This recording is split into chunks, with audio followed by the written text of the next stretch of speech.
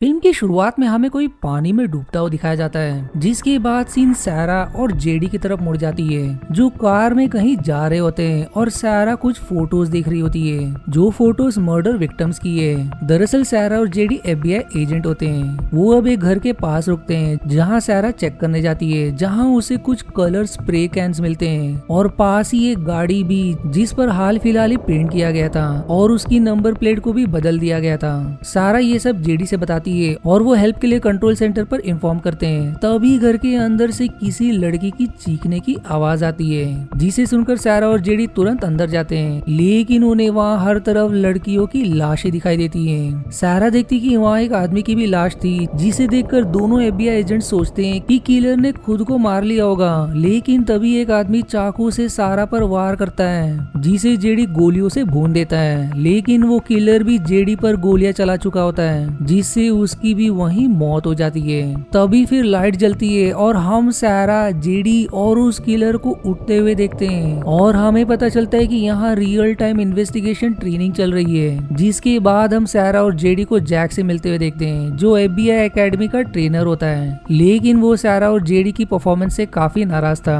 क्योंकि उन दोनों ने सही से इन्वेस्टिगेशन नहीं किया और अज्यूम कर लिया कि सिर्फ एक ही किलर है, जबकि उस घर में 2 किलर्स थे। अगले सीन में हम जैक को एफबीआई एकेडमी में कुछ लोगों को ट्रेनिंग देते हुए देखते हैं, जहां हमें ये पता चलता है कि जैक का ट्रेनिंग देने का तरीका काफी अलग है। वो उन्हें बताता है कि उनकी लास्ट ट्रेनिंग ओनेगा आइलैंड पर होगी, जहां उन्हें मर्डर्स की इन्वेस्टिगेशन करनी है। जिसके बाद वो सभी एक बार में मिलते हैं और बार में ही मौजूद लोगों को देखकर उनकी आदतें गैस करने की कोशिश करते हैं। अगले दिन जैक उन सभी को हेलीकॉप्टर से ओनेगा आइलैंड ले जाता है, जहाँ हेलीकॉप्टर में एक और एफबीआई एजेंट गेब भी होता है और गेब भी उन सभी की तरह उस आइलैंड पर इन्वेस्टिगेशन करने आया होता है, यानी कि वो भी ट्रेनिंग के लिए आया हुआ है। जैक उन सभी को आइलैंड के बारे में बताता है कि यहाँ पर हर तरफ डमीज यानी कि इंसानी पुतले रखे हैं, जिनमें से 2 का हत्या हो चुका है। इससे पहले कि हत्यारा और किसी को मारे, उन्हें हत्यारे को ढूंढना होगा। जिसके बाद जैक उन्हें एक फैकल्टी में ले जाता है, जहाँ उनकी जरूरत का सारा सामान मौजूद था, जैसे कंप्यूटर्स, ब्लड सैंपलिंग मशीन्स, खाने पीने का सामान इत्यादि। सब कुछ समझने के बाद जैक वहाँ से चला जाता है और फैकल्टी में जेडी, सारा, लूकस, बॉबी, विंस, निकोल, रेफ और गेब बचते हैं, जिनमें से विंस अपाहिज होता है और व्हील चेयर की मदद से चलता है। सभी गेब से उसके बारे में सवाल करते हैं कि वो अचानक से ट्रेनिंग का हिस्सा कैसे बन गया, जिस पर गेब सभी की कमियां बताता है, जिसकी बातों से नाराज होकर सारा बाहर चली जाती है और लूकस उसके पास आकर उससे बात करता है, जिससे हमें ये पता चलता है कि लूकस सारा को पसंद करता है। अगले दिन सारा वॉशरूम में ब्रश कर रही होती है, जहाँ उसे एक मरी हुई बिल्ली मिलती है, जिसके अंदर से एक घड़ी मिलती है जिसमें 10 बज रहा होता है। इस समय को देखकर सभी अंदाजा लगाते हैं कि शायद 10 बजे किलर कुछ करने वाला है। वो सभी बाहर जाकर जांच करने लगते हैं कि तभी विंस को एक दुकान के अंदर एक लड़की की लाश मिलती है,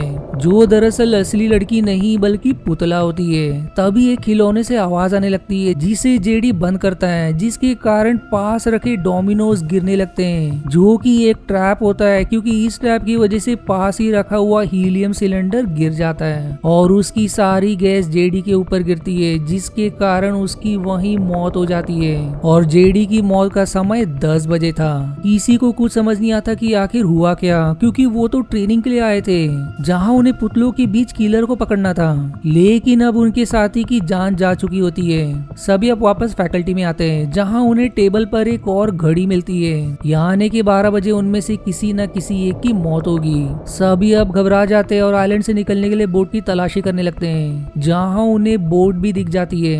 लेकिन जैसे ही वो सब उस बोट के पास पहुंचते हैं, वहां रखा लेजर सिस्टम एक्टिवेट हो जाता है और बोट में एक बड़ा धमाका होता है। धमाके की वजह से सारा पानी में गिर जाती है, जिसे लूकस बचाता है, क्योंकि सारा को पानी से बहुत डर लगता है। अब सभी आपस में बात करते हैं कि ऐसा कौन कर रहा है, जिसके बाद सबका शक जेक पर जाता है, क्योंकि किसी ने भी उसे आइलैंड से जाते नहीं देखा।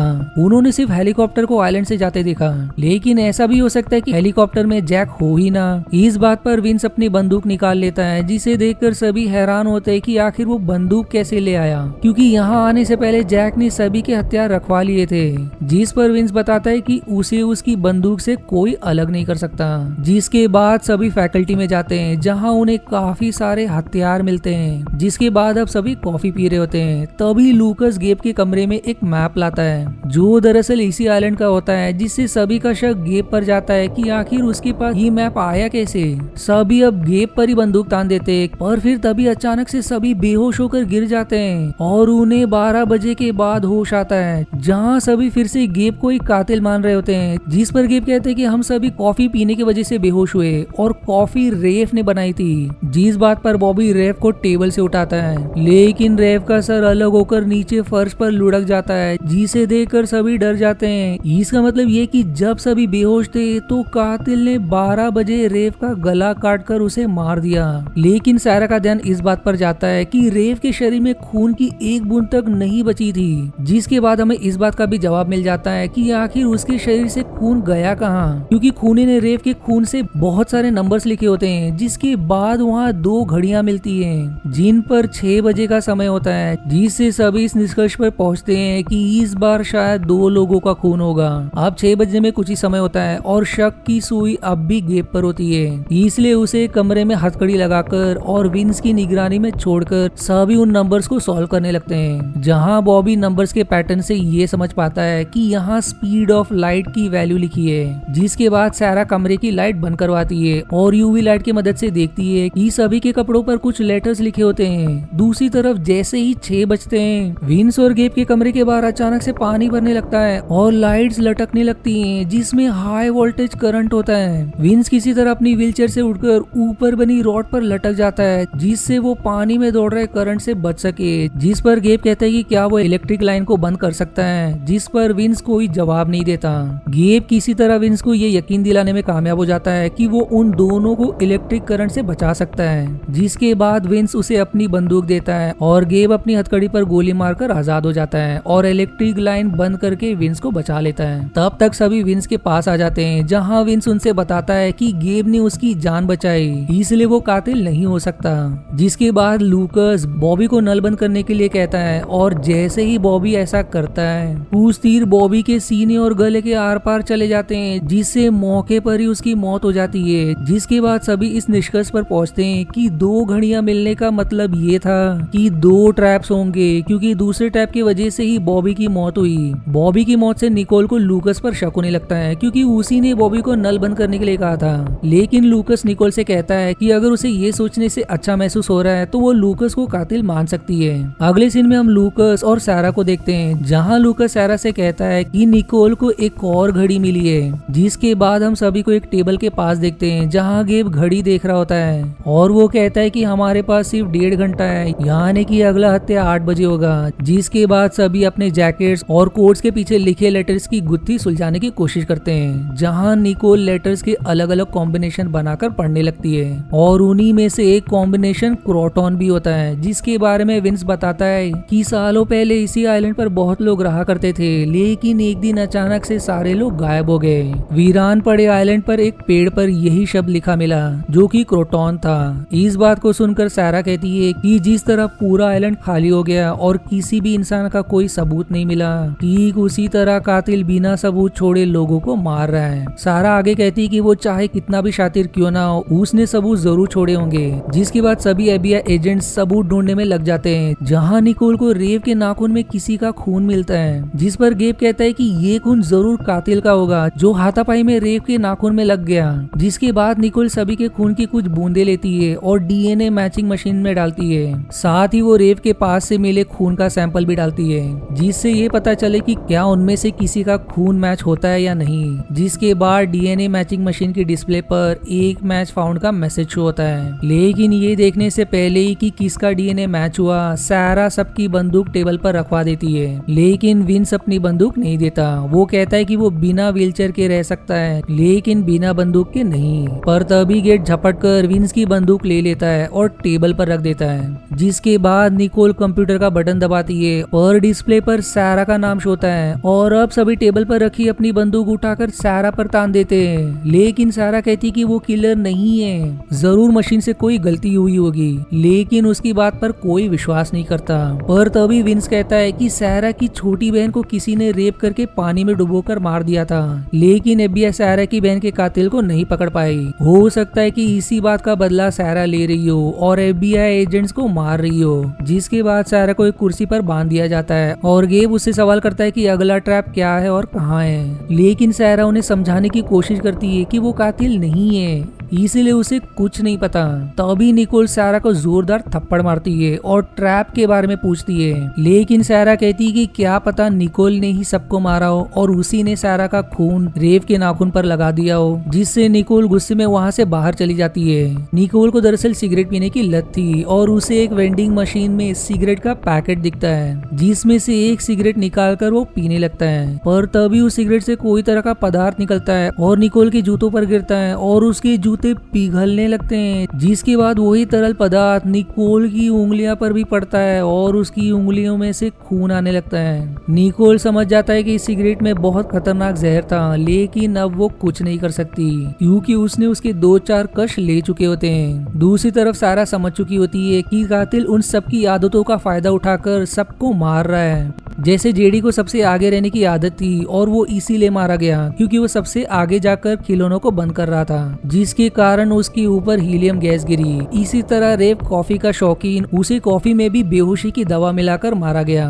बॉबी जो कि हर चीज को फिक्स करना जानता था, वो नल से बहते हुए पानी को बंद करते वक्त मारा गया। फिर अचानक से सभी को निकोल का ख्याल आता है और तब तक 8 बज चुके होते हैं। सारा, गेब और लूकस निकोल की तलाश में बाहर जाते हैं, जहाँ उन्हें निकोल दिखती है जो जहर के कारण तड़प तड़प कर मर रही होती है और आखिरकार पानी में गिरकर उसकी मौत हो जाती है। इसके बाद सभी वापस फैकल्टी में आते हैं, जहां विंस अब भी सारा पर ही शक करता है, जबकि लूकस कहता है कि सारा कातिल नहीं है। फिर तभी उन्हें जैक की आवाज आने लगती है जो किसी स्पीकर से आ रही थी। विंस जो कि अपने व्हीलचेयर पर था, उसे छोड़कर बाकी तीनों यानी कि सारा, लूकस और गेब आवाज का पता लगाने जाते हैं, जहाँ एक दुकान में उन्हें टीवी पर जैक का वीडियो दिखता है जिसे कातिल जान से मार देता है। उसी दुकान में एक पुतला भी होता है जिसके हाथ में 3 घड़ियां होती है। गेब सारा से कहता है कि वो घड़ियों का समय देखे, जिसे देखकर सारा कहती है कि घड़ियों में अभी का समय है। दूसरी तरफ फैकल्टी में विंस अकेला होता है और उसकी बंदूक भी उसके पास नहीं होती, इसीलिए वो अपनी व्हीलचेयर से उतरकर किसी तरह रेव की लाश के पास जाकर रेव की बंदूक ले लेता है और लिफ्ट से नीचे उतरने लगता है। पर जब लिफ्ट का दरवाजा खुलता है तब उसे ऐसा लगता है कि सामने कोई है, इसलिए वो गोली चला देता है, लेकिन वो बंदूक बैकफायर करता है और विंस वहीं मारा जाता है। अब यहाँ भी हम देख सकते हैं कि विंस बिना बंदूक के नहीं रह सकता था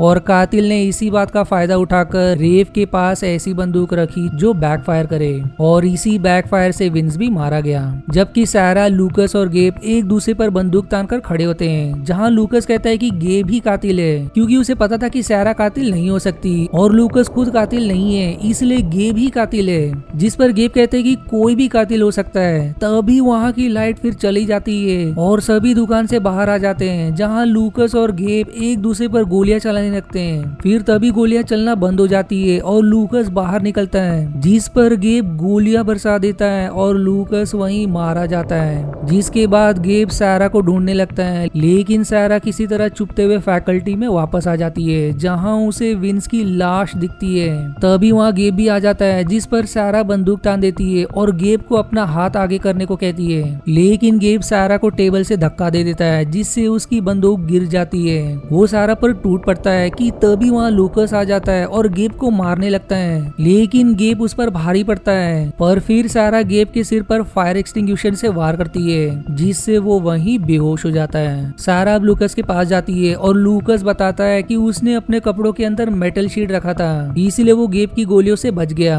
सारा कहती कि उसने कातिल की आदत को समझ लिया है। वो आगे बताती कि उसने फैकल्टी में लगी घड़ी का समय थोड़ा पीछे कर दिया और साथ ही साथ घड़ी पर फोस्फोरेंट पाउडर भी लगा दिया। अब क्योंकि कातिल समय का बहुत पक्का था, इसलिए उसने जरूर घड़ी के समय को सही किया होगा, जिससे उसके हाथ पर फ्लोरोसेंट पाउडर लग गया होगा जो सिर्फ यूवी रेज में ही दिखेगा।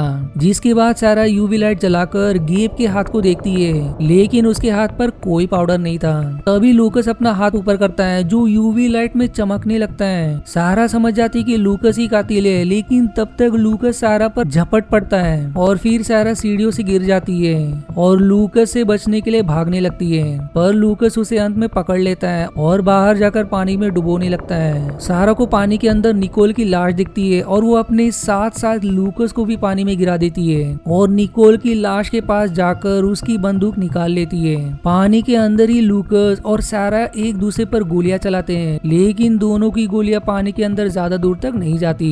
जिसके बाद दोनों ही पानी के बाहर अपनी बंदूक निकालते हैं और एक दूसरे पर निशाना लगाने लगते हैं कि जैसे ही सामने वाला सांस लेने के लिए पानी से बाहर निकलेगा उस पर गोली चला दी जाएगी। अब लूकस अपनी सांस नहीं रोक पाता और पानी से बाहर निकलता है और इसी मौके का फायदा उठाकर सारा उस पर गोली चला देती है। लेकिन लूकस अब भी सिर्फ घायल ही हुआ था। सारा पानी से बाहर आती है और लूकस को अपने बंदूक के निशाने पर लेकर उसकी बंदूक नीचे रखने को कहती है और लूकस ऐसा ही करता है। तभी वहाँ गेब भी आ जाता है और लूकस के पास एक घड़ी फेंकता है। जिसके बाद लूकस अपनी बंदूक उठाने के लिए बढ़ता है, लेकिन सारा उसके सिर पर गोली मारकर उसे वहीं ढेर कर देती है। मूवी के आखिरी सीन में हम सारा और गेब को आइलैंड से निकलते हुए देखते हैं और ये मूवी यहीं समाप्त हो जाती है। अब बात करते हैं कि आखिर लूकस क्यों सबको मारना चाहता था। दरअसल लूकस ने बचपन में अपने माँ बाप को मार दिया था, लेकिन FBI को उस पर शक नहीं हुआ, इसलिए वो ऐसा इंसान की तलाश में पड़ गया जो उसकी कातिल होने का पता लगा सके। इसलिए उसने FBI ज्वाइन किया और सबको मारने लगा। सारा ने लूकस का प्लान समझ तो लिया, लेकिन तब तक लूकस ने बहुत से लोगों को मौत के घाट उतार चुका था।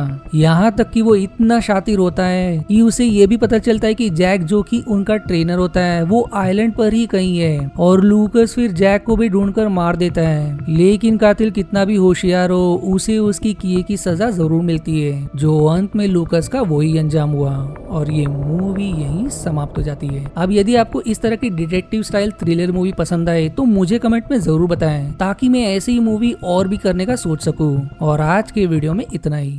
आशा है आपको मेरी एक्सप्लेनेशन पसंद आई। यदि हाँ तो प्लीज वीडियो को लाइक करना और चैनल को सब्सक्राइब करके सपोर्ट करना ना भूलें। मिलते हैं अगले एक्सप्लेनेशन वीडियो में, तब तक के लिए धन्यवाद दोस्तों।